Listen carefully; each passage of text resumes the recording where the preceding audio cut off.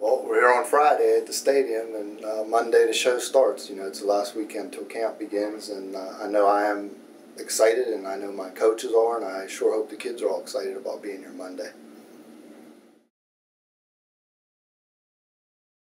Well, it's been a great summer. You know, we've had awfully good turnout. The kids coming on their own. Of course, they're voluntary workouts, and we try to let the kids know that, sure, you should play baseball and play basketball, summer league, and have fun and be a kid, you know, but if you're not doing anything, we'd like to have you here. And we got a real good response all summer. It's been you know, the coaches were saying the other evening, it's just been enjoyable to work with them. You know, we have a great deal of leadership from our seniors. We have some seniors that's been starting 3-4 years, and they set a pretty good tone for things, and everybody's kind of falling in line. And you know that if you could get that in the summer, then you really kind of look forward to putting the pads on.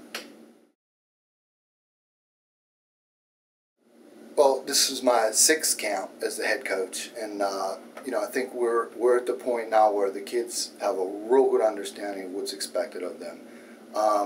Each year it seems that we've gotten a little bit better at working on what we want to work on in camp, and this participation in the summer's been better, so we can get more into the stuff we're not allowed to do in the summer. You know, we're not allowed to hit in the summer, we're not allowed to wear pads in the summer. We're now at the point where we don't have to spend a week of camp teaching basics, you know, basic plays, things that the kids have them down already. So, you know, it takes time to evolve into that, and we're proud of what we've accomplished here, you know, heading into the 6th year. I mean, we've been, we win playoff games now, you know, and we expect to be playing in November, and the next step is to be playing in December, you know, and that's what we'd like to get to, you know, and it takes a lot of commitment on the kids' part to get there, and I think we have a group of kids that, you know, they kind of see that goal.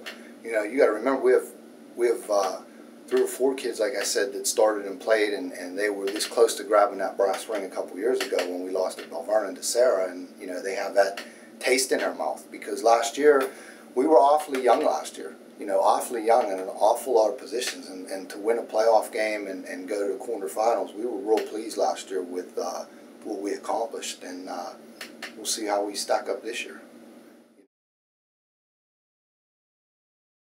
It's funny, it brings back a lot of memories when you stop and think about it, because it seems like I blinked my eyes and I remember walking down that ramp, you know, when I was in 10th grade then, you didn't play in 9th grade.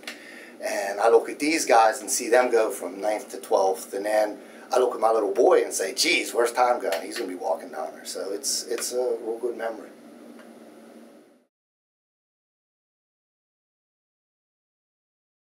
Usually, you know, our typical camp, we try to build some fun things into it, but, you know, a typical day at our Menneson camp here is we're on the field at 8:30, quarterback's on the field at 8:15, which means the kids have to get here, those kids that get taped have to be here 7:30 in the morning. A lot of times Mr. Yanachik will stop at the Hucksters and get some box of fruit or something so they could grab something if they haven't eaten at home. We're on the field till 10:30, we shower, walk up to the cafeteria for lunch, come down here, the kids can lay down for an hour or so, and then we're back on the field at 1:30, usually in shorts and t-shirts, working on conditioning or special teams.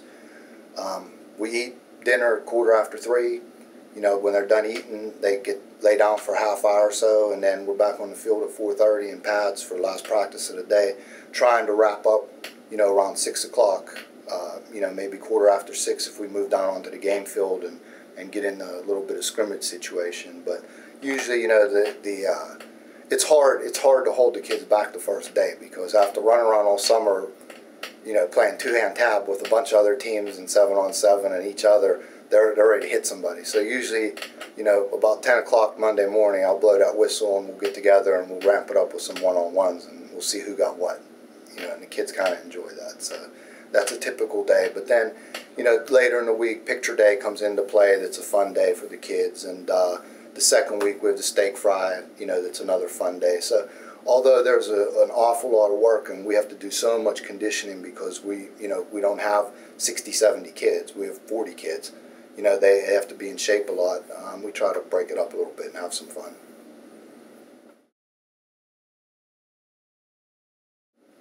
We're really looking forward to getting going, and it's an exciting time. You know, the kids are excited, coaches are excited, and everybody that, you know, goes on this website. I'd really really appreciate it. You know, I think it means a lot to the kids, and I know the coaches. And you know, if you're going to go on the website, if it's at all possible, you know, come out and see us live this year and support us. And you know, especially the first 2 weeks, make a little road trip up to Rochester and down to Clareton. It should be a lot of fun.